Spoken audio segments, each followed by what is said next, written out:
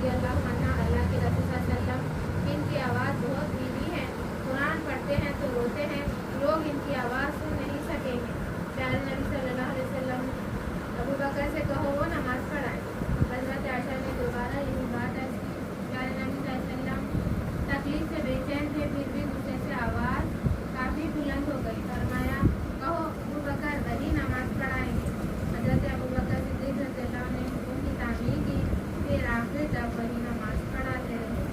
ये कुल 17 नमाजें थी जो हज़रत अबू बकर ने आपकी ज़िंदगी में पढ़ाई।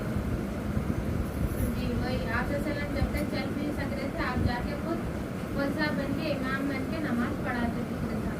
लेकिन अब चल फिर नहीं सक रहे, घर में थे और बार बार बेहोश हो जाते।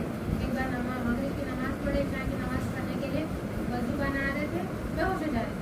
3 बार ऐसा करते, सुबह नहाए वज़ू करे, फिर बेहोश हो गए, सुबह फिर वज़ू करे, वज़ू बना 3 बार ऐसा होने का बोले कि अब अबू बकर अब मैंने पढ़ा, ये मेरी आखिरी मगरिब की नमाज़ थी, अब यहाँ से अबू बकर सबको नमाज़ पढ़ाएंगे। वफ़ात से 4 दिन पहले कुछ सुकून हुआ, फजर का वक्त था। रात मुश्क पानी से आप सल्लल्लाहु अलैहि वसल्लम ने गुस्ल किया, फिर कपड़े पहने, सर पर पट्टी बांधी और फजर बिन अब्बास और शोबान रज़ियल्लाहु अन्हु के सहारे मस्जिद तशरीफ ले गए। नमाज हो रही थी। हज़रत अबू बकर सिद्दीक़ रज़ियल्लाहु अन्हु इमाम थे। आहट पाकर इन्होंने पीछे हटना चाहा। आप सल्लल्लाहु अलैहि वसल्लम इनकी पीठ पर हाथ रखकर रोक दिया और इनके पहलू में बैठ गए। नमाज के बाद आप सल्लल्लाहु अलैहि वसल्लम ने छोटी सी तकरीर फरमाई। एक दिन अच्छी हुई तबीयत, तो 4 दिन पहले वफ़ात से आप सल्लल्लाहु अलैहि वसल्लम मस्जिद को गए सहाबा की मदद से, तो वहाँ अबू बकर नमाज पढ़ा रहे थे मुसहफ। आप हटना चाहे अबू बकर, तो अल्लाह के नबी हाथ रख के बोले कि नहीं पढ़ा नमाज पूरी करो। आप जाके बाकी बैठ गए।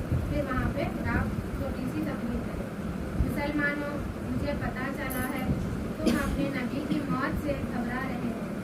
आखिर ऐसा क्यों? मुझसे पहले जितने नबी आए सबको मौत आई, आखिर मैं भी तो इन्हीं जैसा एक नबी हूँ। सुन लो, जिन लोगों ने पहले हिजरत की है, जिनके साथ हमेशा नेक सलूक का मुहाजिर